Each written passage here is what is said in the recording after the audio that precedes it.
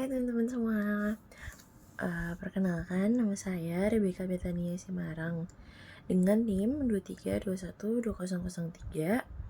Saya merupakan mahasiswa dari Prodi Teknik Mesin dan saya akan menjelaskan mengenai materi eliminasi Gauss Jordan dan nilai eigen. Nah, untuk pengenalannya, apa sih eliminasi Gauss Jordan itu? Nah, jadi metode eliminasi Gauss Jordan adalah metode pemecahan sistem persamaan linear dengan mengubahnya menjadi suatu bentuk matriks eselon baris tereduksi dengan metode operasi baris elementer.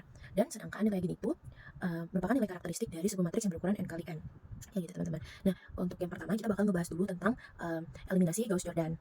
Nah, step yang pertama untuk melakukan eliminasi Gauss Jordan adalah mengubah persamaan linear 3 variabel menjadi sebuah matriks yang teraugmentasi.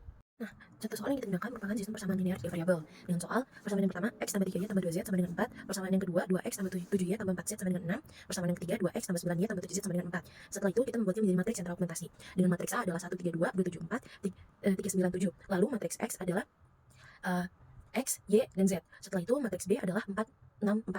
Setelah itu matriks B kita gabungkan dengan matriks A, namun menambahkan garis putus-putus di antaranya. Nah, jika di baris pertama nilai yang ada tertera pada baris pertama dan kolom pertama sudah bernilai 1, maka kita bisa melanjutkan ke tahap yang kedua, yaitu mengubah nilai di baris yang kedua. Tapi jika belum, kita dapat mengubahnya terlebih dahulu. Tapi contoh yang digunakan di sini, nilai di baris pertamanya dan kolom pertamanya itu sudah nilai A di baris pertama dan kolom pertama sudah 1. Jadi kita lanjutkan ke yang baris kedua. Nah, bisa lihat di sini B2 dikurang karena B satu-satunya adalah 1, lalu jadi kita tidak perlu tulis per satunya. Langsung saja B2 dikurang dengan 2B. Jadi sama dengan 2 minus 2 kali 1 dan seterusnya. Nah, setelah itu kita berpindah ke baris yang ketiga. Nah, di baris yang ketiga kita menggunakan rumus yang kurang lebih sama, tapi berbeda di peletakan barisnya. Karena nilai-nilai yang digunakan juga berbeda. Nah, di sini bisa dilihat B3 dikurang dengan B31 per B11 dikali dengan B1. Nah, seperti yang tadi kita sudah tahu bahwa B11-nya adalah 1, jadi kita tidak perlu tulis B11-nya. Ya, betul. Kita tidak perlu tulis B11-nya. Nah, habis itu kita hitung B3 dikurang dengan B31 dikali dengan B11 yang berada di atas dari B31.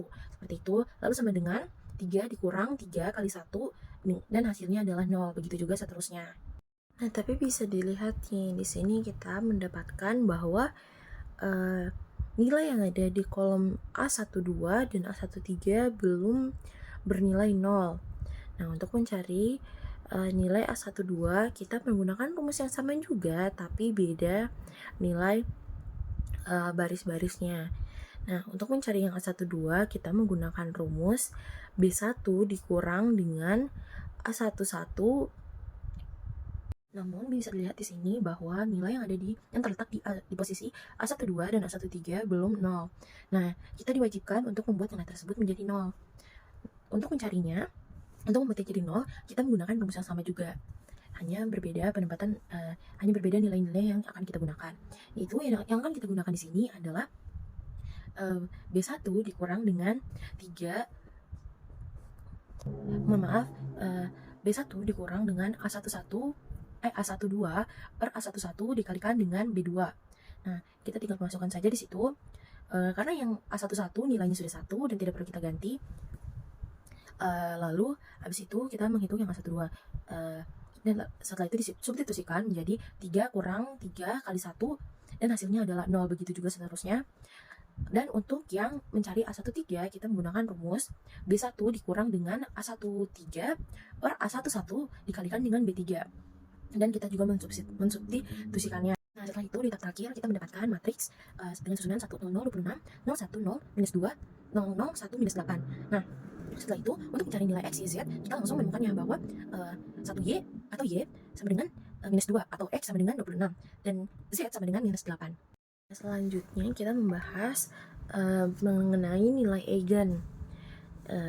Teoremanya, jika A matriks n kali n, maka lambda disebut dengan nilai eigen dari A jika dan hanya berlaku persamaan determinan lambda I minus A sama dengan 0. Nah, persamaan ini disebut dengan persamaan karakteristik dari matriks A. Nah, di sini kita ada contoh soal dengan matriks ordo 2 kali 2, itu 2, 1, 1, 2. Nah, pada nilai eigen ini, bagian yang diagonal itu kita tambahkan dengan minus lambda, sehingga menjadi lambda minus 2, minus 1, lalu minus 1, lambda minus 2. Nah, setelah itu kita mencari nilai determinannya. Seperti yang kita tahu, untuk mencari nilai determinannya, kita harus mengali silang. Nah, untuk mengali silang berarti kita mengkali lambda minus 2 dengan lambda minus 2. Setelah itu kita mengalikan juga minus 1 dengan minus 1. Lalu ditemukan persamaan lambda kuadrat minus 4 lambda tambah 3. Lalu setelah itu kita mencari faktornya. Yang ditemukan adalah lambda minus 1 dan juga lambda minus 3. Dan yang berarti faktor dari lambda 1 adalah 1 dan nilai dari lambda 2 adalah 3, seperti itu. Sekian penjelasan saya mengenai eliminasi Gauss-Jordan dan nilai eigen. Semoga bermanfaat bagi kalian yang menontonnya. Dadah!